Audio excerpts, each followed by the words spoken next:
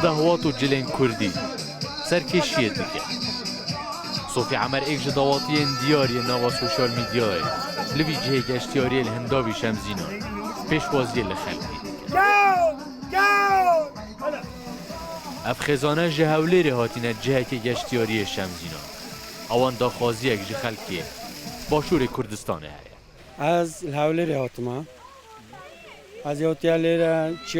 چیانه هوا که خوشه شمزینان جه که خوشه منطقه که خوشه اما همه خزم کسین لیره از حس کم انسان هولی ره دهو که سلیمانیه های کرد بید لیره ببینید گشتیار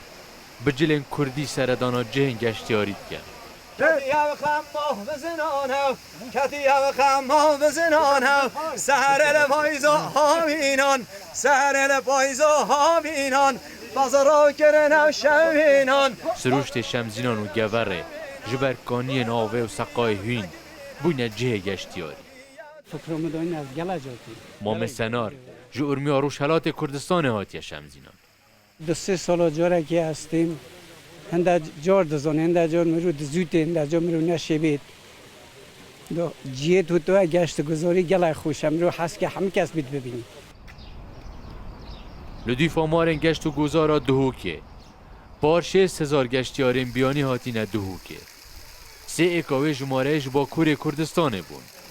لی آمارا چونا جباشور تایبت بو با کور تنها دیار نینه یک زمان یک کلتور تنانت یک جلو برگجی ویره شمزینایه لباکور کردستانه داخوازیا سرکی یا خلکی وی اوه لهر جهه که لباشور بید یان روش حلات بید یان روش آوا قصد هفدو بکن داکو او سنورین دست کردت ناو براوان دهاتینه چه کرن ببازینن حیدر دوست که رو داو شمزینان